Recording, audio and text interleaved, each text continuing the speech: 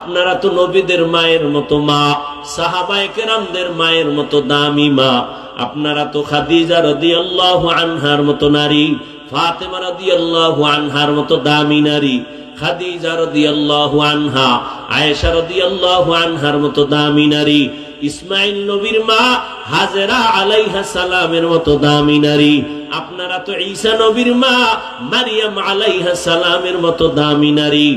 আজ নগরকান্দার স্টেজে সারা নগরকান্দা ফরিদপুরের মানুষ তাকাইয়া তাকাইয়া দেখছে এই মাদ্রাসা থেকে যারা হাফেজে কোরআন হয়েছেন, আলেমে কোরআন হয়েছেন, আজকে তারা মর্যাদার ফজিলতের পাগড়ি নিলেন।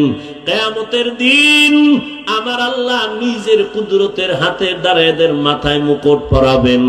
আজকে খবর নিয়ে দেখবেন এই হাফেজ আলেমের মা বাবার মতো এই দুনিয়ায় ঈদের আনন্দে আর কেউ নাই। ও পর্দার আড়ালের আম্মা জানেরা, বোনেরা, ও বৃদ্ধ বাবাজি, ও যুবক, কয়দিন আর দুনিয়ায় বাহাদুরি করবা? ওই জাহান্নামী গুনাহগার বান্দি জীবনে এমন কোন গুনাহ নাই করে নাই। একদিন রাস্তা দিয়া রওয়ানা, হঠাৎ দেখে রাস্তার কিনারায় একটা কুকুর ক্ষুধার তৃষ্ণায় কান্না করে, জিহ্বা বের হয়ে গেল। ওই আল্লাহর বান্দি জাহান্নামী অন্তরের মধ্যে মায়া জন্ম হয়ে গেল। দৌড়াইতেছি, কোথায় একটু পানি পাই, কুকুরের প্রাণটা ঠান্ডা করি। দৌড়ায় গেল, খুঁজে খুঁজে একটা পানির কূপ পাইয়া পানি উঠাবে, কিন্তু পানি অনেক নিচে, উঠাবার কোনো পাত্র নাই। আল্লাহর বান্দির পায়ে ছিল চামড়ার মুজা। মুজাটা খুলিয়া আল্লাহর বান্দি যখন পানি উঠাইতে চাইলো, দেখে মুজার নিচে আরো পানি, কেমনে উঠানো যায়? আল্লাহর বান্দির মাথায় বড় একটা ওড়না পেঁচানো ছিল। এত বড় জাহান্নামী নারী, গুনাহগার, এরপরেও বড় ওড়না মাথা ঢেকে চলে। আর বর্তমান মুসলমানের সন্তান আমার বোনেরা মাথায় ওড়না তো পরেই না, টুকটাক যা পরে তাও গলার মাফলা বানায় ফ্যাশন করতেছি। ওড়না পরে না। যেই ঘরের নারী ঠিক মতো ওড়না পরবে না, ওই ঘরে রিজিকের কোনো বরকত হবে না। এরে আম্মা জান, ওই জাহান্নামী নারী ওড়না খুলিয়া ওড়নার এক মাথা মুজার সাথে বেঁধে পানি উঠাইয়া একটা দৌড় দিয়া কুকুরটারে পানি পান করায় দিছে। কুকুর ঠান্ডা মাথায় ঘুমায় পড়েছে। রহমতের নবী হাদিস শুনাইতেছেন সাহাবাদেরকে, ও সাহাবায়ে কেরাম, ওই মহিলাটা পানি পান করানো মাত্র একটা গায়েবী আওয়াজ কে যেন ডেকে বলে, ও আল্লাহর বান্দি, জীবনে যত গুনাহ করছো, এই কুকুরের পানি পান করাবার মতো একটা ভালো আমল করেছো, এর বরকতে তোমার জীবনের সব গুনাহ মাফ হয়ে গেছে।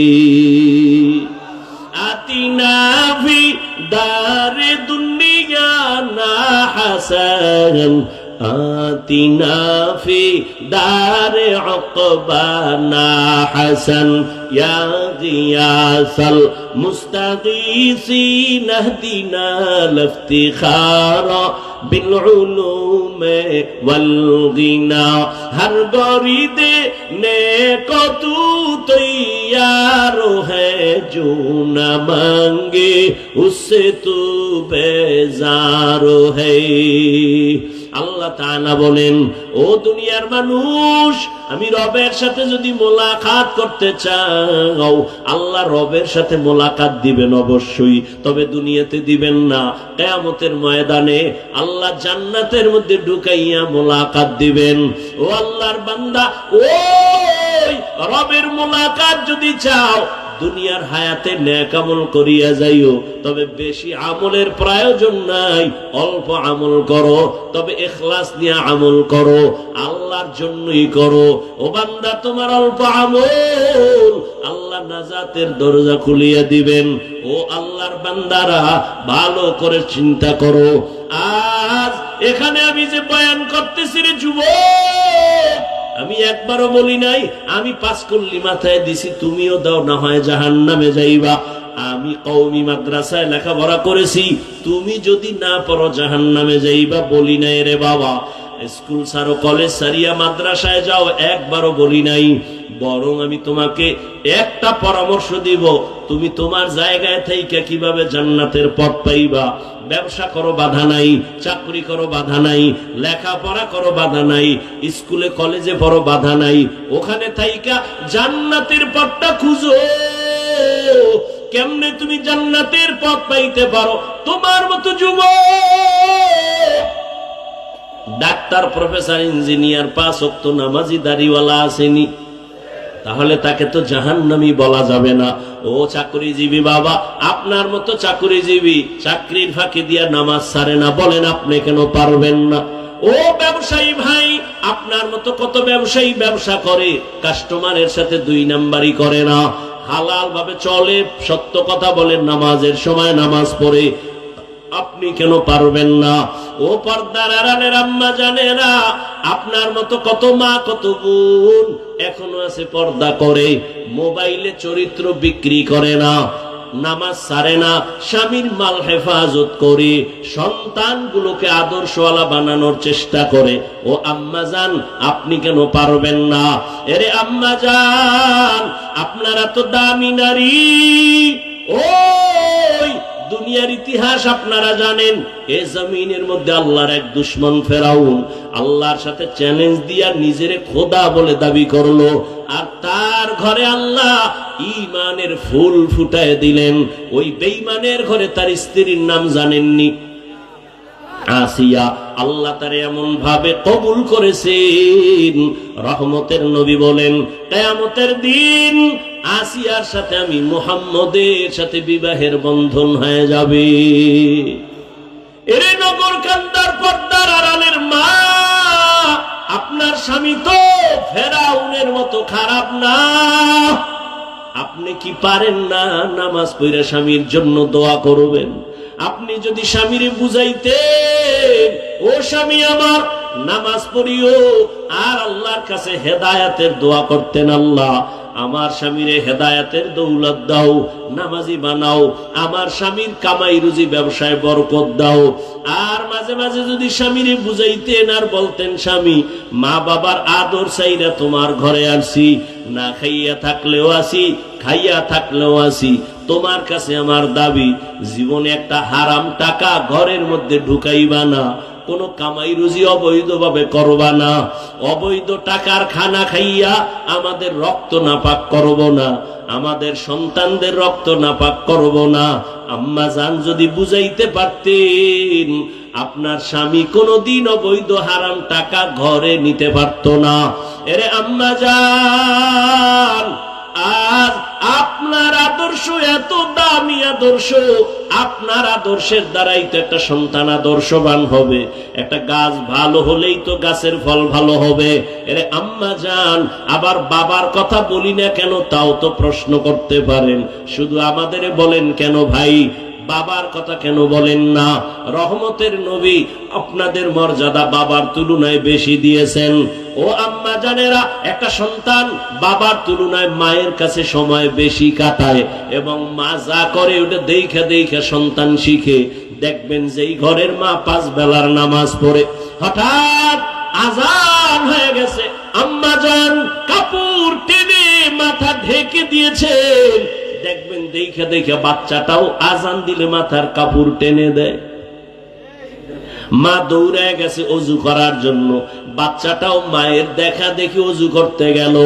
মা সুন্দর করে অজু বানাইছে, বাচ্চাটা তো অজু বুঝে না, অজু বানাইতে গিয়া হাফ গোসল করে জামা ভিজায় ফেলছে। মা অজু বানাইয়া যায় নামাজে দাঁড়াইয়া হাত বুকে লাগাইয়া সূরা পড়া শুরু করলো, আলহামদুলিল্লাহি রাব্বিল আলামিন আর রহমানির রহিম মালিকি ইয়াউমিদ্দিন ইয়্যাকা না'বুদু ওয়া ইয়্যাকা নাস্তাঈন اهدنا الصراط المستقيم صراط الذين أنعمت عليهم غير المغضوب عليهم ولا الضالين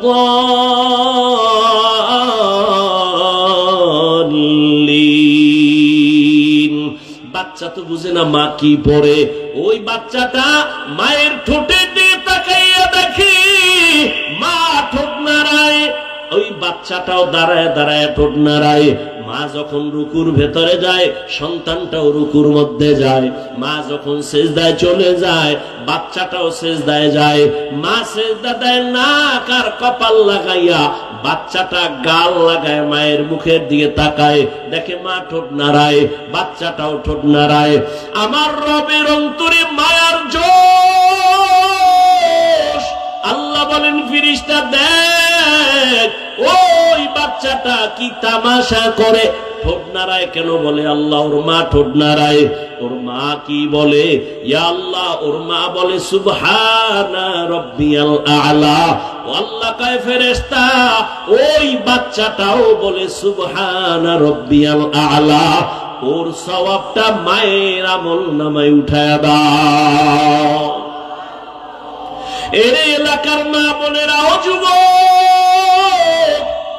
লেখাপড়া করে একজন ডাক্তার হও, বাধা নাই, অন্তর ভরে দোয়া করে গেলাম। এই এলাকার মুসলমান, নগরকান্দা মাদ্রাসার মানুষ, দুইজন আল্লাহর প্রিয় বান্দা আমার ডানে বামে বসা আছেন। দোয়া নিও রে বাবা, উলামায়ে কেরামের দোয়া ছাড়া সফলতা জীবনে আসবে না। যতই বাহাদুরি করো, মা বাবার দোয়া ছাড়া জীবনে সফল হতে পারবা না। মুরব্বী শিক্ষকদের দোয়া ছাড়া সফলতা জীবনে আসবে না। আল্লাহর জাতের কসম, ওই মা বাবার দোয়া না নিয়ে গাইতে পারবা না। ও যুবক, ডাক্তার হও, ইঞ্জিনিয়ার হও, প্রফেসর হও, তবে আমার ছোট্ট তোমার কাছে দাবি, জীবনে বেয়াদব হইও না। মা বাবার দোয়া নিয়া, শিক্ষকের দোয়া নিয়া, উলামায়ে কেরামের দোয়া নিয়া ডাক্তার যদি হইতে পারো, জীবনটা তোমার সফল। মরিয়া গেল মানুষ দোয়া করবে, স্মরণ করবে। ইঞ্জিনিয়ার হইলেও তুমি সফল, আল্লাহ জান্নাতের পথ তোমার আসান করে দিবে। মা বাবার দোয়া ছাড়া তুমি এখনো কিন্তু বেঁচে নাই। ওই মা বাবার চোখের বানিয়ার দোয়া, ওই দোয়ার কারণে আজ আমি হাফিজুর রহমান চেয়ারে বসছি, বয়ান করতেছি। কিন্তু এটাও ভালো কইরা শোন, জীবনে তো গুনাহ কম করলি না। আমার আম্মা জান আমার জন্য দোয়া করছেন, আমার আব্বা জান আমার জন্য দোয়া করছেন, ঠিক। তবে এই চেয়ারে বৈশা বয়ান করা আমার আব্বা শিখান নাই, আমার আব্বা জান আমার মা শিখান নাই। এই বয়ান করা শিখাইছেন হাতে ধইরা আমার ওস্তাদ, আমার শিক্ষক, হাতে কলমে ধরে ধরে শিখাইছেন। বয়ান শিখাইছেন, পড়া শিখাইছেন, কোরআন পড়াইছেন, তরজমা পড়াইছেন, ব্যাখ্যা পড়াইছেন। অতএব আমার আব্বা আম্মার দোয়ার পরের স্টেশন আমার ওস্তাদের দোয়া, এরপরের স্টেশন আমার উলামায়ে কেরাম মুরব্বিদের দোয়া। দোয়া না নিয়ে কোনো দিন বান্দা আগাইতে পারবে না। ওই জন্য খবরদার, মা বাবার দোয়া নিও রে যুবক। পরীক্ষায় তুমি পাস যদি করতে চাও, মা বাবার দোয়া ছাড়া করতে পারবা না। ওই মা বাবার চোখের পানি আর দোয়া তোমার জন্য কত আশীর্বাদ হয়ে আছে। তুমি মা বাবার দোয়ার কারণেই তো আজকে টাকার মালিক। মা বাবার চোখের পানি আর দোয়ার কারণে তুমি আজ বাড়ির মালিক, তুমি আজ গাড়ির মালিক, সম্মানের মালিক। ওই মা বাবা তোমার জন্য জীবনটা উৎসর্গ করে দিয়েছেন। ও সন্তানেরা, ওই মা বাবার দোয়া নিয়ে সামনে আগাইও, শিক্ষকের দোয়া নিয়ে সামনে আগাইও, ওই মা বাবার আদর্শ নিয়ে সামনে আগাইও। জীবনটা তোমার ধন্য হতে হবে। ধন্য যদি করতে চাও, আদবওয়ালা জিন্দেগি নিয়ে সামনে আগাও। দোয়া যদি নিতে নাও পারো রে যুবক, অঙ্গীকার কর এই প্যান্ডেল থেকে মরিয়া গেল মা বাবার দোয়া যদি নিতে নাও পারি, কোনোদিন বেয়াদবি করে বরদোয়া নিব না। শপথ করো জীবনে ওস্তাদের দোয়া না নিতেও পারলে কোনোদিন বেয়াদবি করে বরদোয়া নিবা না। কারণ মা বাবার বরদোয়া মরার আগে পঙ্গু হয়ে যাবি, শিক্ষকের বরদোয়া যদি লেগে যায় মরার আগে কপাল পুড়ে যাবে, আলেম ওলামার বরদোয়া যদি কপালে লেগে যায় জীবনটা ধ্বংস হয়ে যাবে রে বাবা। ও পর্দার আড়ালের আম্মা জান, আপনার সন্তানকে আদর্শ সন্তান ডাক্তার বানায় যান, আপনার সন্তানকে আদর্শ ইঞ্জিনিয়ার বানায় যান, আদর্শ একজন প্রফেসর বানায় যান। এজন্য আপনার আল্লাহর কাছে দোয়াও করতে হবে, আবার মেহনত করতে হবে। আপনি যদি বুঝাইতেন সন্তানকে, বাবা লেখাপড়া কইরা মানুষ হইও, কোনদিন মিথ্যা কথা বলবা না, কোন বড়দের সাথে বেয়াদবিমূলক আচরণ করবা না। একটা সন্তান যতই খারাপ হোক না কেন, মায়ের কথা অন্তরে লালন করে। এরে আম্মা জান, ওই ফেরাউন এত বড় দক্ষতা, ক্ষমতাওয়ালা, পাওয়ারওয়ালা, অথচ তার ঘরের স্ত্রীর টাকার অভাব নাই, রাজরানী হইয়া ঘরে আছে। কিন্তু আমার মাওলাকে এমন আপন করে নিছেন। একদিন ফেরাউন নজর করে দেখে আসিয়ার জবান থেকে আমার আল্লাহর একটা নাম বের হয়ে গেছে। ফেরাউন যে শুনছে, আসিয়া তা দেখে নাই। ফেরাউন শুই নাই, আসিয়া আমি তো এখানে দাঁড়ানো জানোনি, তুমি কার নাম বললা? আসিয়া চিন্তায় পড়ে গেল, এতদিন আমি গোপনে আমার মালিকের ডাকছি, এখন তো আমার প্রকাশ হয়ে গেল। যেহেতু প্রকাশ হইয়াই গেছে, এখন আর গোপন করে কোনো লাভ নাই। মরণ হলেও আমার লাভ, জিন্দা থাকলেও আমার লাভ। মুসলমান মরলেও লাভ, মুসলমান বাঁচলেও লাভ।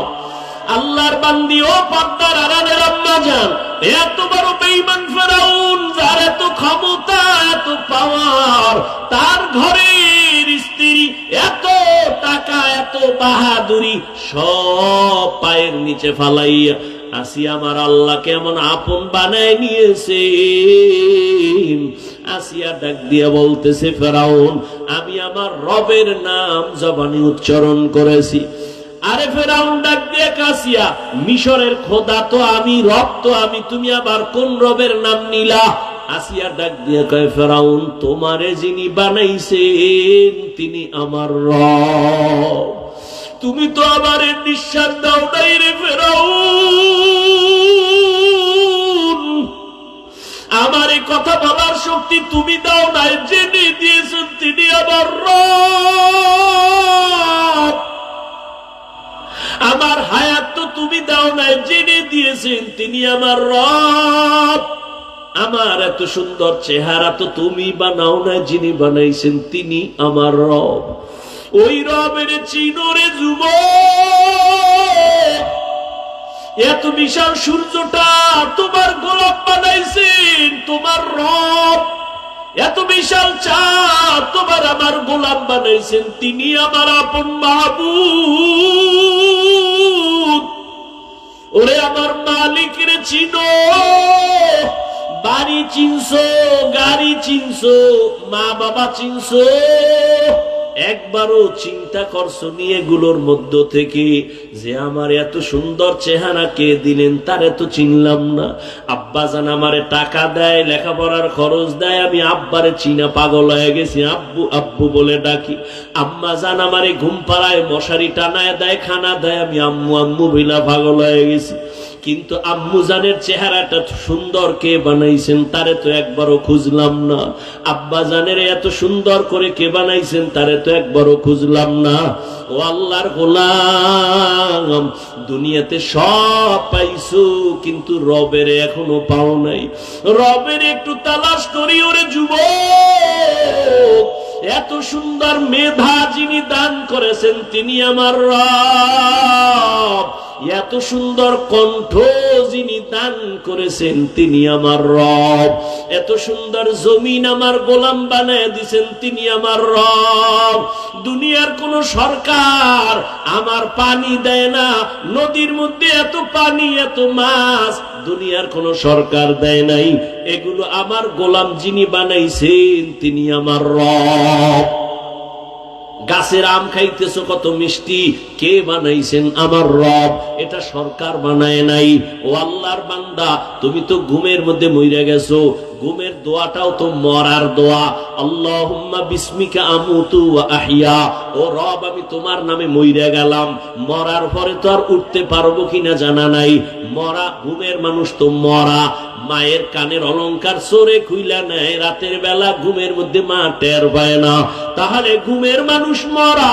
ওখান থেকে যদি আমারে কেউ না উঠাইতো, যিনি আমাকে আবার সুস্থ বানাইয়া সজাগ করাইছেন তিনি আমার মা না বাবা নাকি? রব্বি আল্লাহ লা ইলাহা গায়রুহু ওয়া নবিহি মুহাম্মদ মুস্তাফাহু। রবের নিয়ে গবেষণা করো, আমার রবকে আমি রবের এখনো চিনলাম না কেন? মা চিনলাম, বাবা চিনলাম, যাদের চিনছি কেউ কিন্তু আমার আসল বন্ধু না। আমি যদি মরিয়া যাই আমার মা বাবায় তাড়াতাড়ি আমার থেকে আলাদা হবে। আমি যদি মরে যাই আমার কলিজার বন্ধুটা মোবাইল থেকে নাম্বারটা কেটে দিবে, আর আমার বান্দাগানে রাইখা সবাই বিদায়। আমার গায়ের জামা গেঞ্জি বেলেট দিয়া কেটে কেটে রেখে দিবে আমার আপনজনেরা। আমারে সাদা 3টা কাফনে পেঁচা